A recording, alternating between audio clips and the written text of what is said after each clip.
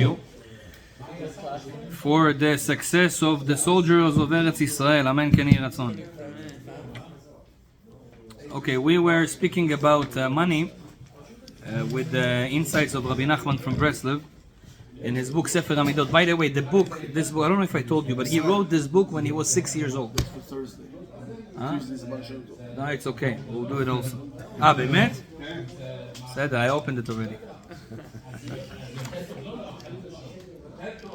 I will connect it with Baal Shem Tov. He was his grandson, by the way. Rabbi Nachman. I just explained him. Rabbi Nachman of Breslov. He had a daughter. His name was Adel. Adel had a daughter, Feiga. And Feiga was the mother of Rabbi Nachman from Breslov. So Baal Shem Tov's great-grandson is Rabbi Nachman. That's where He grew up in his house. I mean, he didn't see him, but he grew up in his house. that's where you had gone. You had gone recently to Ukraine. I went to both of them. Yeah, Yeah, yeah. I was in Ukraine in the grave of Baal Shem Tov and the grave of Rebbi Nachman. Chabal Azman. Just to tell you what I had there, it's a whole lecture, but for another time. But you must give it to us. B'ezrat Hashem. Okay, so Rabbi Nachman says in his book Sefer Hamidot, so he started to write this book when he was 6 years old. He passed away at 38. But what he received, the information that he received in this very, very short lifetime, I think nobody received in the whole history. He was just something unbelievable. And if you read his books, it's like beyond logic. It's like, how come a person, let him live 500 years. How can he come and bring such ideas together? All modern psychology, hinted and written in Rabbi Nachman's teachings. 250 years ago. All modern psychology. And much more. Things that they didn't reveal. You say he received this information? He received from God. From God. It's called Ruach HaKodesh. Ruach HaKodesh, it's a way. Ruach HaKodesh, it's a way that you connect with God or with different souls. Eliyahu Navi, Moshe Rabbeinu, different angels, and you receive godly information. There is books. Actually, now I'm reading few of them. That teach you step by step how to get to those levels. Very, very mystical. It's through meditations and different things. For example, yesterday there was a yortzeit of Rabbi Moshe Cordoviro. I also was in his grave a few days ago in Tzfat. Rabbi Moshe Cordoviro, he's buried right beside the Arizal. He also was very young. He passed away 40-something or 50. And Rabbi Moshe Cordoviro, he was a big Kabbalist. He wrote a whole interpretation on the Zohar, which is the main book of Kabbalah. And he had a custom that once or twice a week he would go out of town to a forest or to a mountain when he is alone or with his rabbi, and they were meditating on one sentence. They will, let's say they will take one phrase from the Torah or from the Talmud, and they will repeat it again and again and again and again. Will concentrate on the same sentence for a long time, and then all of a sudden, boom, something opens to him, and he gets different interpretations and insights on that sentence. Something unbelievable.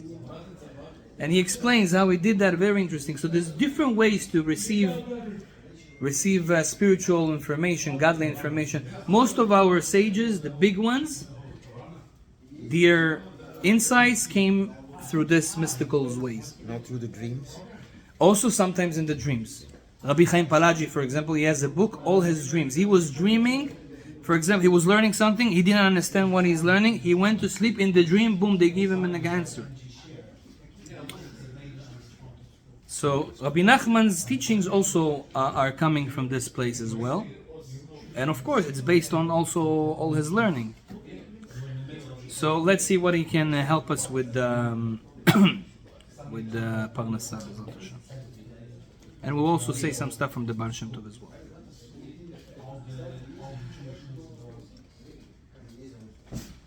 He says like this: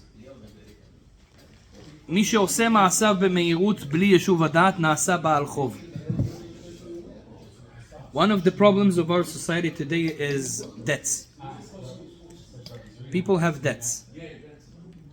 They don't know how to spend. They don't know how to spend their money properly. And because today we want to live in a certain level, even though it's not our level, but we want to live in that level, we take loans. For example, when I say debts is also, for example, you take a car in how is it called, finance. Yeah. So we don't call it a debt, but this is a debt, right? It's you didn't have this $100,000, and you took it from the bank, so you are in a debt. So Rebbi Nachman in general says a way of life being in a debt, spiritually, it's not healthy. Why? Debts brings dinim. Dinim means judgments. It closes someone's luck. So he says if you can manage your lifestyle to live without debts, it's better to have a lower level car without a debt that you can buy it cash than have a fancy car with a debt. But what about a debt that you can afford, like a mortgage, for example? Yeah, so there's certain things, for example, today, you're not going to buy a house without mortgage. So actually, mortgage, if you look deep into it, it's not a debt. It's mortgage, it's a partnership with the bank on the house. That's why, by the way, if that was a debt, if that was a loan, we would not be able to take mortgage in Israel, because there is a law in the Torah that says that you're not allowed to give or take interest from a Jew. So how the banks in Israel, which are mostly Jews, give you a loan for a house and they take interest? So according to halacha, basically would be not allowed. So the way out of it is that you never become. It's not a loan. In the papers, it's a partnership. Basically, you and the bank together own the house. That's where the lien comes in. Yeah, that's why those small details make it fine. But that's why I don't see as mortgage as a debt today. If you have a mortgage, doesn't mean you have a debt. But if you take other things, take loans from your friends. You take loans from even from the bank for other reasons, for other things. That's what we consider that. It's not an issue that you're not allowed to do. You're allowed to live like this. Rabbi Nachman doesn't advise it. He says it's better to not to. You will basically be more blessed. Now, a lot of businessmen will tell you, if you don't take loans, you're not going to make a lot of money. This is not true. This is one way. When you take a lot from the bank and then you invest it, but this way, I have a friend that was doing that, and now he's in a very, very big debt. Because when you take too many loans, and then something happens in the world, the interest goes up or whatever, you can just lose everything you have. So that's not a good Jewish way of business according to Rebbi Nachman. Now he says something very interesting, that being in a debt, it's kind of a luck. There's some people that are always in a debt. Whatever they do, they always somehow they have a debt. He says, why is it happening? He says, when you are doing things without thinking enough, very, very... Impulsively. Impulsively? Impulse. Just do it. Impulsively?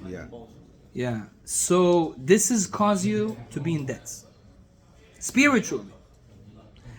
So Rebbi Nachman gives us an advice, and he says, if you want to have a good business, without debts, make sure every decision you do, every step, every investment, every spend that you spend, do it with a peace of mind.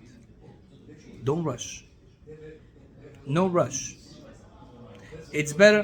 Sometimes they tell you, for example, not long ago, someone spoke to me. He says, "What? There is a deal, few millions. We want to sell something to Moscow." They know that I have a lot of friends in Moscow that are very rich. They told me, "Listen, we have 2 days to make this deal. You're gonna make $500,000 from it." So I said, "Okay, fine. Well, what do I need to do? Just speak to them to buy this." I said, "Fine." But then I felt that they are pushing too much. That was too fast. You're gonna miss the. And then I understood that something here is not is not right. I can get into troubles because of that. I said, "You know what? It's either we do it slowly or we don't do it at all. Don't rush me." That's the blessing. No rush. This is one thing. Rebbi Nachman says more. לעולם יחזיק אדם בנחלת עבודה ואל ימכור ואל יחליף אותם. If your parents has a house or they own a property, okay, and they gave you this, Baruch Hashem, you got it after them. Now you want to sell it. Rebbi Nachman says, if you want to be blessed, it's better you leave the property that your parents bought. Don't exchange it. And why? It's because if they had a property and they were blessed, it means that that place gives them blessing. If you will change it, you could change your luck. And the blessing will not pass to you. So that's a very deep thing. If someone has a property, you have a house, it's your parents' or your grandparents' house, it's good you leave it the way it is. You own it. You own it. But don't exchange or don't sell it. Now, again, this is not a prohibition. You're allowed to do it if you have a need. But when we talk about mazal, about luck, about blessing, it's blessed to leave the properties or the things that your parents got. Because the blessing is passing to you. You don't cut it. And it's more safe to make sure that the money will stay with you. Or the blessing that they had will stay to you. If the children sell the house, Yeah. does the blessing of the parents pass on to the new owner? Could be, sometimes. I don't know if you remember, we spoke about clothes. That clothes, they carry luck. Yeah, close, very lucky. Yeah. For example, if Eyal is a billionaire, and Bezrat Hashem, and I wanna be also more rich, I can ask him to give me his Canada Goose jacket for a little bit, and I will walk with this, and spiritually it will affect me, and some of his luck will pass to me as well. Yeah, you said except shoes, right? Yeah, and because shoes we don't give as a gift unless you pay for that. Yeah, there's two things you don't give as a gift. It's a knife and a shoe. Knife, scissors. Because you take your mazal away. You take your mazal away. Even scissors, Rabbi? Huh? If you want to give someone a knife or a shoe, he needs to pay you something for that. Even $1, but don't give it for free. Even scissors. Rabbi. You can sell your luck with that. What about a schnitzel? A what? But if he gives a schnitzel, I give a shoe. A schnitzel? That's fine. It's actually the Baal Shem Tov says that. It's a mystical thing that the tzaddikim of Chassidut and Kabbalah taught us. You know, there is there is spiritual rules to the world, and there's certain things that you do you don't understand why. It's like, for example, there's certain plants that if you eat them, it heals a certain part in the body. Why? Because that's how God created it, right? It's spiritual. It's not. There's no explanation why this plant helps that organ, you know. But same thing is that there's certain things now. Our sages, they know how the spiritual work. No, they know the anatomy of the soul, the anatomy of the world, spiritual anatomy, and they can tell you those secrets. You know, for example, another one, a person that passed away, the last shoes that he was wearing before he lie down and passed away, the last shoes that he used are very, very dangerous. If someone will wear them, chas v'shalom, it can damage him, either a sickness or a death. So they say that's why the last shoes that a person used before he passed away, we throw them away somewhere we know nobody will open that, or we even cut them. We used to throw them in the sea in Bombay. Yes. Jews in India have this exactly same. Because no it's, knife, no scissors, no shoes, and all that. There's certain things that are mystical, and our Chachamim, they knew it, and they told us to be careful from those things. There's even things like that they came to halacha, means to the Jewish law. For example, if you have a drink that is open for the whole night, you're not allowed to drink it after. And why? Because according to Kabbalah, at night there is energies that are impure, and liquid absorbs those energies. And if there was nobody in the area, and it was the whole night there, after sunrise, and now you want to drink it, there is an impurity in that drink, and if you will drink it, it will damage you spiritually. It's dangerous. It's not good for your health. So we avoid. But if you covered it, it's fine. There was a question was asked by Rabbi Zion Abba Shaul, what if I put it in the fridge?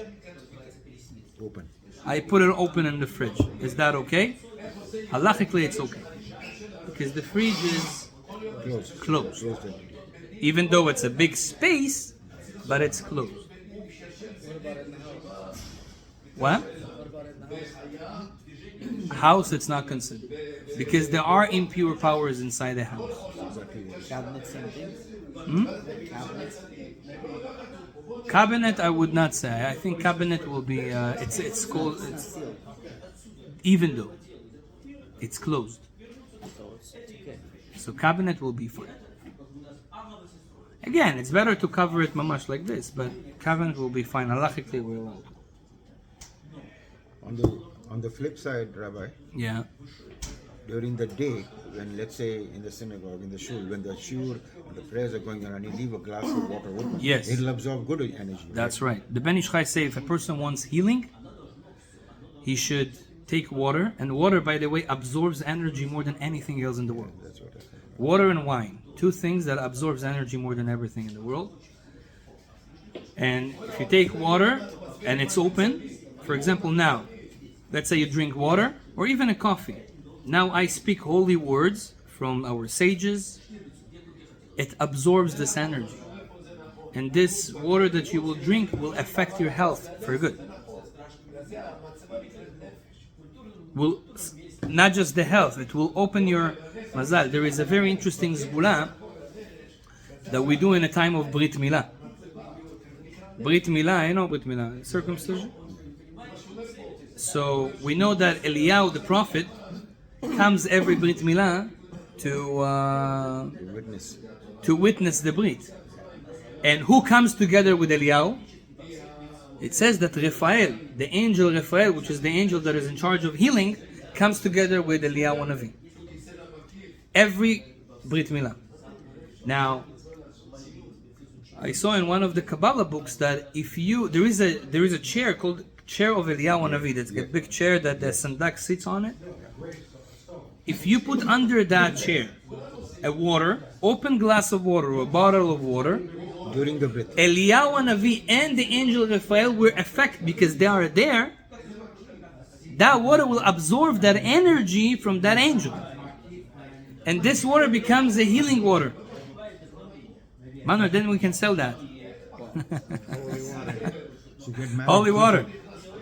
Huh? So he wants to do business. Yeah. Then you can. This is mamash, holy water. It helps with healing. Yeah. God's water. Yeah. That's the real God's water. No, I know, of course. Of course. I have the real God's water. I need to go teach him. Yeah. He was coming to my classes, by the way. Yeah, it was a long time ago. We were in touch. Baruch Hashem. Before he had God's water. Now he's got God. You gave him God's water. Yeah. Anyway, so Bezrat Hashem,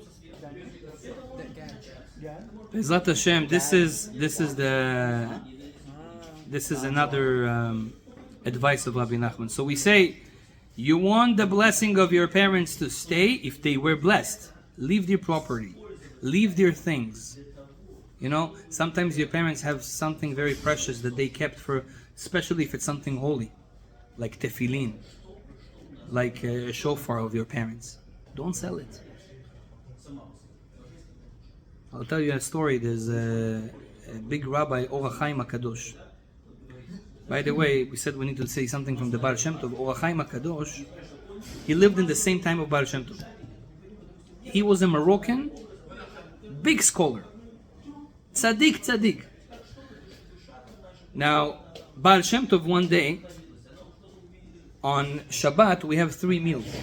So the third meal of Shabbat, he was going to wash his hands to eat the third meal of Shabbat, which is a very, very important meal. That's the most important meal, by the way, according to Kabbalah. Third meal of Shabbat, Seudah Shlishit, yeah. Not the one after Shabbat? It's also important, but Seudah Shlishit, according to Kabbalah, it's the most important because it's a very high time. The moment of the Seudah Shlishit, our soul reaches such levels that even on Yom Kippur we don't get there. Yeah. So at that moment, Baal Shem Tov goes and washes hands for Seudah Shlishit, and all of a sudden his students see that he does it for too long, and he has a big smile, and then he becomes very, very sad during doing the Netilat Yadayim. And after that, he started to eat, and they asked him, Rabbi, what happened? We never saw you have such an intentions for so long, just washing your hands, and you were happy, and then you were sad. Like, what's happening here? We know that something is happening. So he said that the secret of Netilat Yadayim, there is a very deep secret that God revealed it to only one person in every generation. And I didn't know that secret. But today, when I washed my hand, I received it. So I was so happy that I got the merit to receive that. Only one person in a generation gets to receive this secret. But then he said, but then you were sad for a little bit. Well, what happened to your smile? So he said, but right away I understood that the person that had it before me passed away. And I know who was that person. It was the Or HaChaim HaKadosh. So from this story we understand how great was the Or HaChaim HaKadosh. Baal Shem Tov once said that he was a soul of Moshiach. So look what happened with him. One day, Or HaChaim HaKadosh, before he passed away, he told his wife that he's going to pass away, and they were very poor. They didn't have much money. He told her that I know that you will need money, so I allow you to sell my tefillin. But whoever you sell my tefillin to, there is a condition. You don't sell it just to anyone. Only if you really, really, really need and you don't have money. And only to a person that will accept upon himself to not speak any word that is not a holy word, like a regular talk, with my tefillin, because that will ruin the holiness of my tefillin. Now, when Or HaChaim HaKadosh wrote his tefillin himself. Before every time he wrote the name of God, he went to the mikveh, he dipped in the mikveh, and then he wrote the name of God. And now in every tefillin here, you have, I think, 21 names of God here and 21 names of God here. 42 totally. Yeah, so it's a lot of, imagine every time you gotta get to the name of God, you have to go deep and come back. He was making sure that the tefillin is in the highest level possible. And whoever will put my tefillin, he will feel the enlightenment, he will feel he will reach high levels. Okay, he passed away. She took the tefillin, she, Baruch Hashem, managed for a few years, but then hard time came and she needed to sell them. One rich guy came and heard about it and said, I want to get it, and he gave the biggest price. But she said, my husband told me that there is a condition. She told him the condition, you're not allowed to talk anything. Because if you will talk, all the holiness of that tefillin will disappear.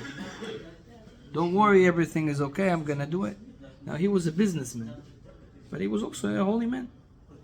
He took that tefillin, he put it, and he feels like in heaven every time he puts that tefillin, and he never talked. One day, his helper that comes with him all the time comes to him and says, there is a big businessman that came to see you.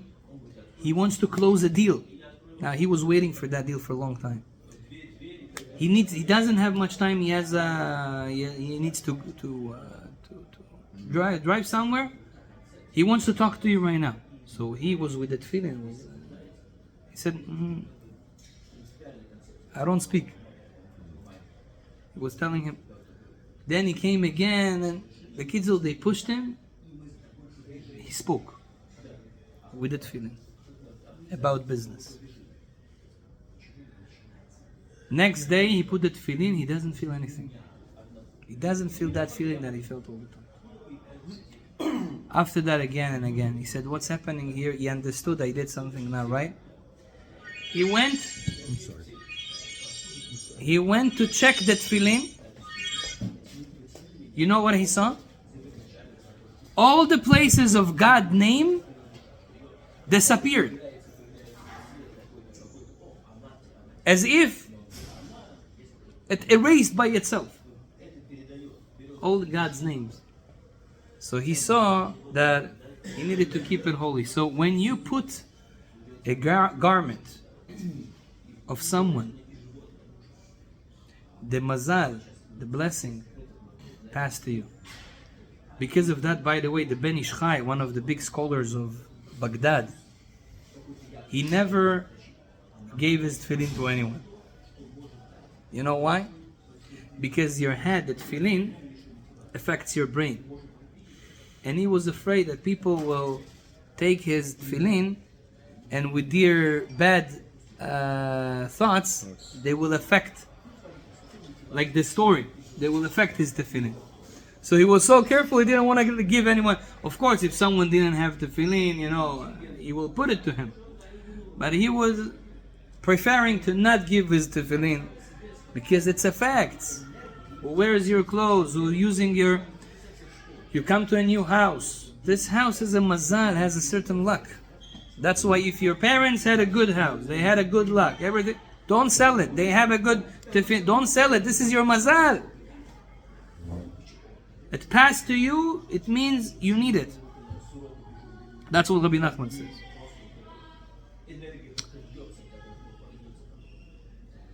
Another thing, says Rabbi Nachman, Al Yedei Kefira Badalut.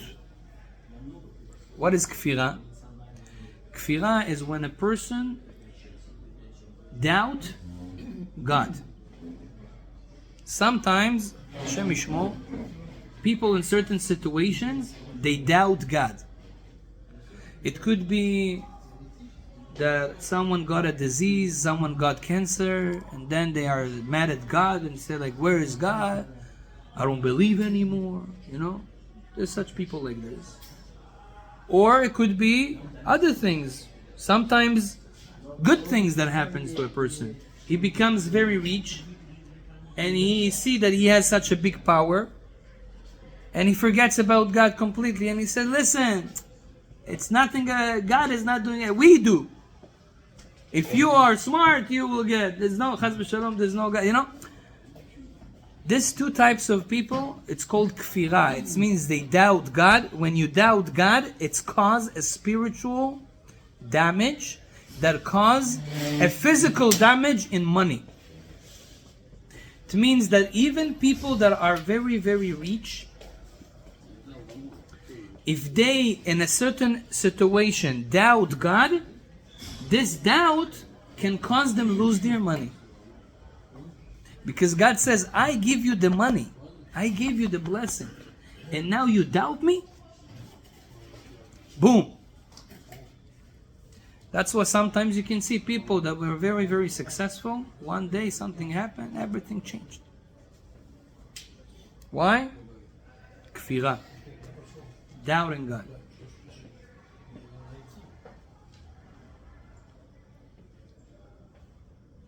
מי שהוא עני, ישתדל לספק מזון לדורשי השם. If someone doesn't have money, you see that you are very short on money, what can you do to open your luck to get more? He says, give food to people that serves God. I mean, scholars of Torah, yeshiva guys, people that learn Torah, people that really learn Torah, really go and follow the direction of Hashem. If you sponsor them, if you help them, you can come from being poor to being normal or even rich. That opens the mazan. You have to give them food, or you can give any kind He of... says food. Bring croissants. Anything. He says food. Yeah, he says food. But you can give them money and they buy food with the money, right? So that's also a good thing. Any sustenance. Any sustenance. Cigarettes. They smoke all day. Maybe a Rolex watch. על ידי צדקה זוכים לפרנסה. And the more you give, Hashem give you as well. Yeah. Another thing that helps you grow financially is דיבוריו של הצדיק מביאים פרנסה. The talk of the righteous person. What is the talk of righteous? When you have holy books in your home, for example, Baal Shem Tov, you have a book of Baal Shem, and from time to time you read his words. You have a holy book of Rebbi Nachman from Breslov, and from time to time you read his words. The words of a righteous person bring blessing to the person, bring parnassa to the person. Also, if you go to classes of people that, Baruch Hashem, or you hear classes on YouTube or whatever, of tzaddikim, of righteous people, it has a power to bring you more blessing and parnassa. או המלווה בריבית, נכסיו מתמוטטים ואינם עולים. A person that gives loans to a Jew with interest, at the end, he will experience a big loss of money. That's what Rebbi Nachman said. Why? Because it's not allowed. By the way, one of the things that the Gemara say, the punishment for that is a very, very, very strong punishment, is giving money with interest to Jews. To a Jew. This is a very, very big problem. Now, there's people that this is their job. So again, there's ways out of it, like to do this agreement, like partnership and different things like that. So those people should do that. But in general, we should avoid even like things Your friend asks you money, and then you say, okay, no problem, you give me 1,000 more. Asur. Don't do it. This is very, very... They say a person like this that does it, and he didn't do tshuva, he didn't repent, and he passed away, his body will not resurrect in the revival of the dead. לא קם בתחיית המתים. To that extent, I'll give you an interesting story about it. Huh? Interest to goys, it's okay? Yes. Yeah. It's recommended. Recommended. Yeah. I think this story was with Rabbi Landa, the Noda Yehuda. That in his city there was a big rich guy that he was giving loans with interest, and he also never gave to the synagogues, never gave to the to the holy things, and he had money. When he passed away, the Chevra Kadisha, the people that are in charge of the graves and the burial, they were very mad at him. They even didn't want to bury him. So they spoke to the rabbi and to everybody, and they said, listen, we're not going to bury this guy in our cemetery. He was, first of all, he was giving people money and taking interest from poor people. Jews, it's asur, it's not allowed according to Judaism. And he also never, with all his money, he never helped the community. So why would we give him a place in our cemetery? Now, his sons were so mad at it. Rich family, very important. What do you mean? We want to bury our father in a Jewish cemetery, here and there. They didn't let. So they went to the court.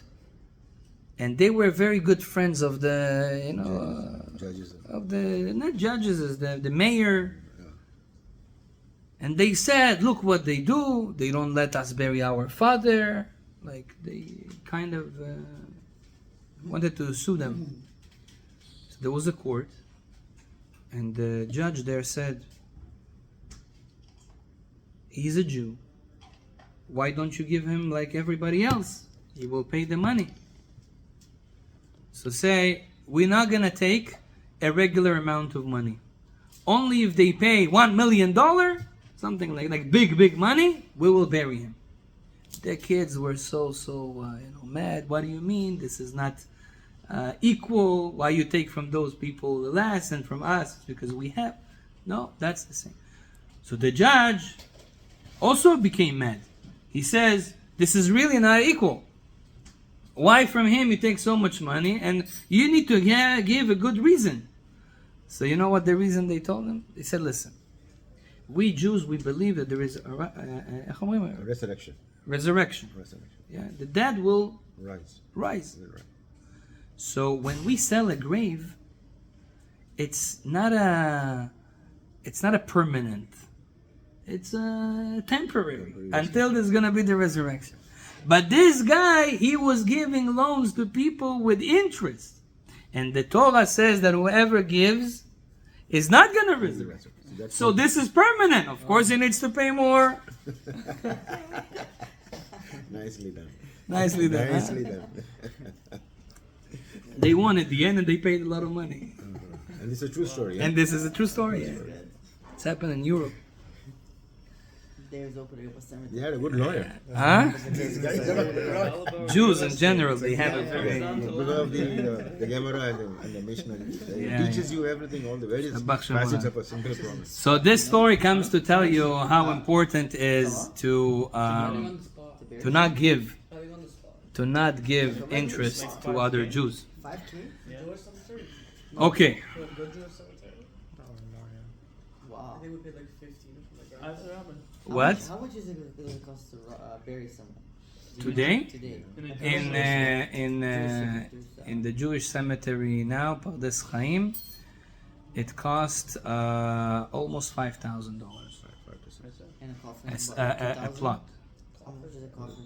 Depends how fancy you want. Like a regular, like It's a regular one. like $1,000, $2,000 Thousand, on top. thousand, And then the stone. top, yeah. No, but this is only the place. Yeah, I know. So Now you need to do Coffin. tehara. You have to. When a person passes away, you have to dip him to the mikveh. They have to clean the body. They have to do a lot of preparations. It's not a. You have to get the. Here they bury in box. in a box. Casket. Yeah, and basically we're not allowed to bury in a box. No. But here it's a Canadian law. Oh wow. So you know what we do? What we do is that because you have to touch the ground. really, מעפר באת לעפר תשוב. You came from dust. You came from the ground. You have Dust to. to dust. Yeah, you have to be touching the ground. Also, it's when the body touches the ground, it's mechaper. It cleans the sins. It's very important. okay. Some people, you know what they even do, because they say that the land of Israel, when you buried in Israel, it's very good. It means it's cleans more the person, because it's a holy land. Some people, they bring sand from Israel and they put it on the eyes, on the Yeah, we do that. on the mouth, to have a little bit of the sand of Israel.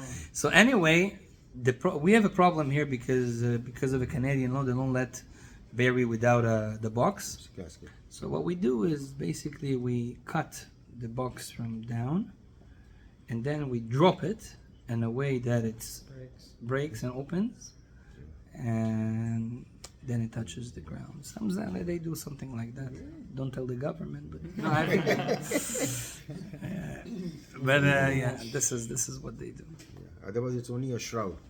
Just that. Just the shroud and it goes. Yeah, White, listen. white cloth. Law is the law. The Torah says we wanna. You gotta be grounded. So no need for fancy like that. No. Yeah. No, don't get the fan. Get the most. Most basic, but I mean, the basic. Yeah. You know. So you get it. Okay, let's say another advice and we'll finish for today, B'ezrat Hashem. Oh. אין לאדם למכור מקחו הראשון. Wow, this is a very interesting thing. אין לאדם למכור מקחו הראשון. Your first business, first thing you bought to sell, or like first store, first like thing that you started your Parnassa with, it's better to not sell it. Now, what is the reason? Let's see if he gives the reason. אמר לזבוני לא מזבינה לדעה קיימת ההיא ולא מסמנה מתאיבת המתן שקלה. Oh, he talks about property. He says usually the first property you buy, there is a certain blessing in it because it's the first one, and it's better to not sell it. So the first house you buy should not be sold. It's better to. Yeah. Why? He says, זה לא סימן טוב. When you sell your first property, or your first thing that you started to make money from, you basically could be that your luck will go down. What if you buy it to sell it? So this is not considered as your property. Because you didn't live in it. Yeah. Something you lived in it, it's better to keep it the way it is. If it's possible, again, it's not a prohibition. Just a good advice, if it's possible, to do everything again, to do that. Baruch Adonai Le'olam, Amen v'Amen. Questions? What if Yeah. you're a Jew, you work at the bank, and another Jew comes to ask for a loan? You have no choice but to give interest. So I told you, the bank, first of all, you just work at the bank. You're not giving the loan from your own money. Okay, yeah. So if you work in a bank in Canada, most likely the money is non-Jews' money. And there's no problem with that. The whole problem with interest is between us. When it comes to you directly. Yeah, personally. So you don't have that problem.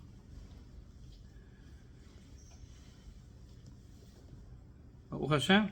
Yes. Everything is You work at the bank? Baruch Hashem. Baruch Adonai le'olam, amen ve'amen.